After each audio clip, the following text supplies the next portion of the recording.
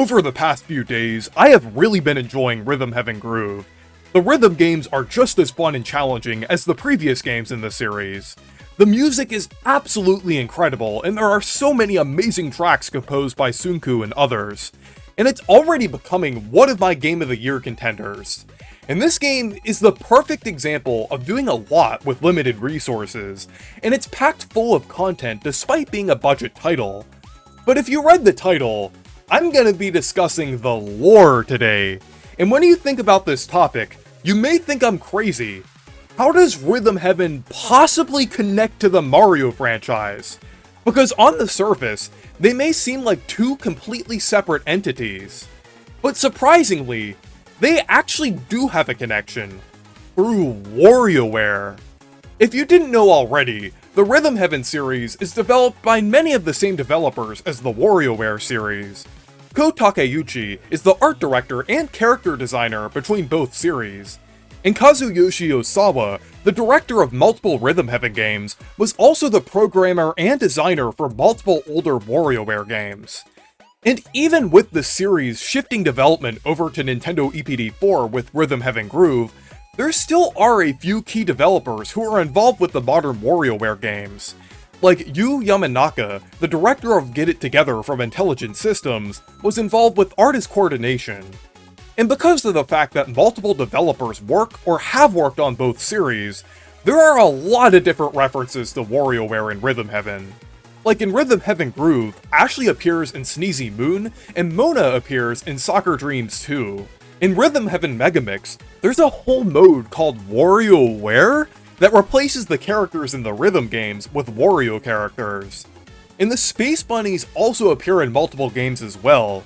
This also goes the other way around, since there's a ton of Rhythm Heaven references in WarioWare. Like the girl from Kung Fu Ball in Rhythm Heaven Fever being named Cicada and having a role in WarioWare Move It story. And then the reporter and wrestler also making a cameo appearance in Move It.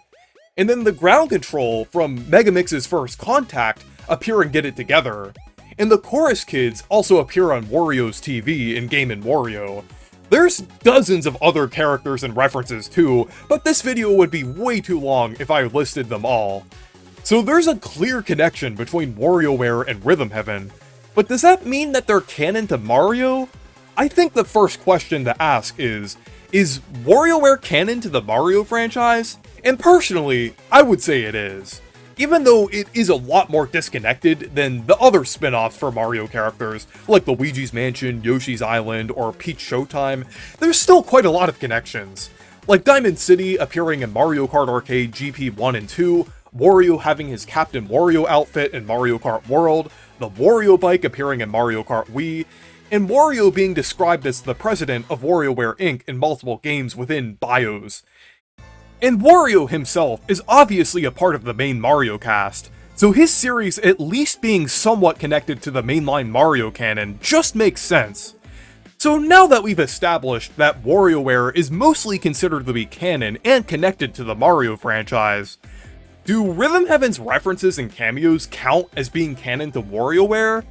Surprisingly, this gets even more complicated, as there's actually been some interviews discussing this. Goro Abe and Ko Takeuchi mentioned that the references to Wario Land and Rhythm Heaven don't exactly mean that they exist within the same world. They are more so fun little references from Takeuchi's other series. So I feel like they aren't fully canon to each other, because they weren't intended to be. However, I do think there's a bit of leniency here, since Wario Land was also included in this, and from what I've mentioned before, would already technically be connected to WarioWare in other ways. So with Rhythm Heaven, I don't think it's either 100% canon or 100% not canon to WarioWare in the Mario franchise. Rhythm Heaven consists of so many different rhythm games that contain so many different characters and unique worlds.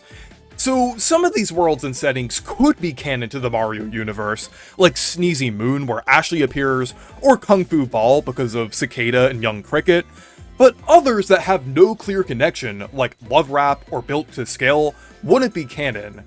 So yeah, that's basically how I feel about Rhythm Heaven's canonicity. It's really up for interpretation, honestly, because of the number of connections, the fact that Rhythm Heaven is one series removed from a series that Mario himself appears in, and the fact that these were really just intended to be references at the end of the day. But I do think it's fun to discuss this, and I love the idea of the Mario franchise being one large, interconnected, wacky universe. But anyways, let me know what you think. Do you think Rhythm Heaven is canon to Mario? Do you think it's still connected to WarioWare? Let me know down in the comments. And thank you guys for watching this video. Make sure to leave a like and subscribe for more, and make sure to check out my Discord server and Blue Sky if you want to. Stay perky!